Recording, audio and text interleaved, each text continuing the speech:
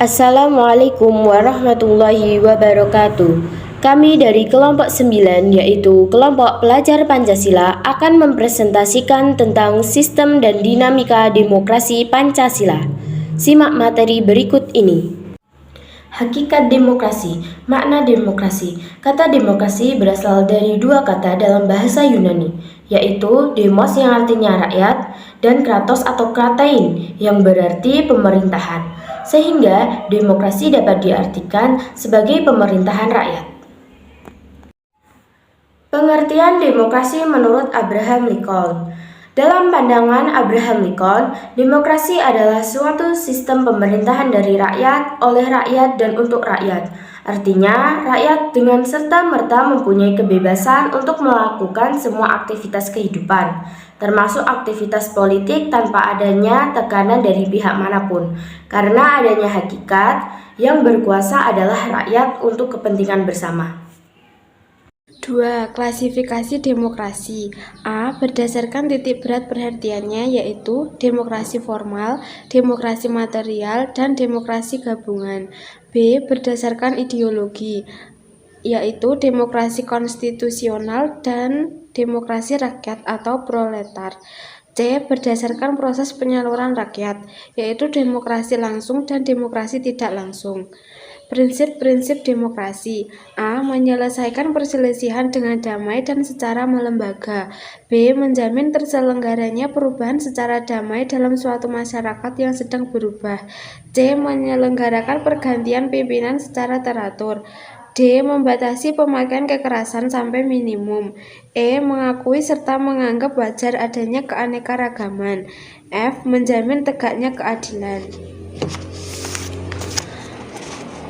Soko guru demokrasi, yaitu A. Kedaulatan rakyat, B. Pemerintahan berdasarkan persetujuan dari yang diperintah, C. Kekuasaan mayoritas, D. Hak-hak minoritas, E. Menjamin hak-hak asasi manusia, F. Pemilihan yang bebas dan jujur, G. Persamaan di depan hukum, H. Proses hukum yang wajar, I. Pembatasan pemerintahan secara konstitusional, J. Pluralisme sosial, ekonomi, dan politik, K. Nilai-nilai toleransi, kerjasama, dan mufakat.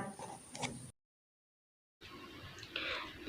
Dinamika penerapan demokrasi Pancasila.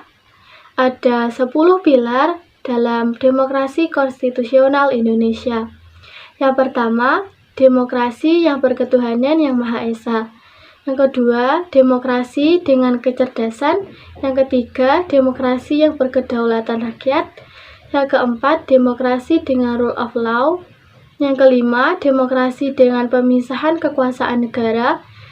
Yang keenam, demokrasi dengan hak asasi manusia. Yang ketujuh, demokrasi dengan pengadilan rakyat. Yang kedelapan, demokrasi dengan otonomi daerah. Yang kesembilan, ada demokrasi dengan kemakmuran. Dan yang terakhir, yang ke-10, ada demokrasi yang berkeadilan sosial. 1. Periodisasi perkembangan demokrasi. Yang pertama, periode tahun 1998 sampai sekarang. Pada periode ini terjadinya reformasi, amandemen Undang-Undang Dasar 1945, pembentukan Komisi Pemberantasan Korupsi, jaminan kebebasan pers, dan jaminan berpolitik. Kedua, periode 1965 sampai 1998. Pada periode ini, pemilu dilaksanakan secara berperiodik 5 tahunan. Terjadi penyerahan partai politik dan munculnya kasus korupsi, kolusi, nepotisme dalam pemerintahan. Yang ketiga, periode 1959 sampai 1965. Pada periode ini, Indonesia menganut demokrasi terpimpin dengan ciri-ciri terbatas peran partai politik, tidak ada kebebasan pers, dan sentralisasi kekuasaan. Lalu periode 1949 sampai 1959. Pada periode ini terjadinya 2 kali pergantian Undang-Undang Dasar, perubahan bentuk negara, dan sistem pemerintahan. Dan yang terakhir, periode 1945 sampai 1949. Demokrasi pada periode ini baru terbatas pada fungsi pers yang mendukung kemerdekaan. C. Membangun kehidupan yang demokrasi di Indonesia. 1. Pentingnya kehidupan yang demokrasi di Indonesia. Pada hakikatnya, sebuah negara dapat dikatakan negara yang demokrasi apabila di dalam pemerintahan tersebut rakyat memiliki 1. Kedudukan yang sama di muka bumi. 2. Partisipasi di dalam pembuatan keputusan. 3. Distribusi pendapatan secara adil. 4. Kebebasan yang bertanggung jawab. 2. Perilaku yang mendukung tegaknya nilai-nilai demokrasi. Bagaimana caranya supaya kita dapat menjalankan kehidupan yang demokrasi? Untuk menjalankan kehidupan yang demokrasi, kita bisa memulainya dengan cara-cara sebagai berikut. A. Membiasakan diri untuk berbuat baik sesuai dengan aturan main atau hukum. B. Membiasakan diri untuk bertindak demokrasi dalam segala hal. C. Membiasakan diri untuk menyelesaikan persoalan dengan musyawarah. D. Membiasakan diri untuk mengadakan perubahan secara damai, tidak dengan kekerasan.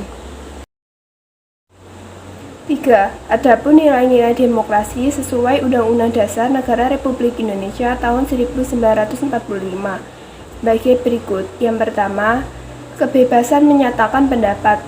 Kedua, kebebasan berkelompok.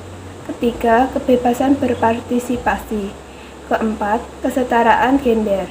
Kelima, kedaulatan rakyat. Keenam, rasa percaya diri. Dan yang terakhir, ketujuh, kerjasama. Hidup kesepian tanpa kekasih. Cukup sekian dan terima kasih. Wassalamualaikum warahmatullahi wabarakatuh.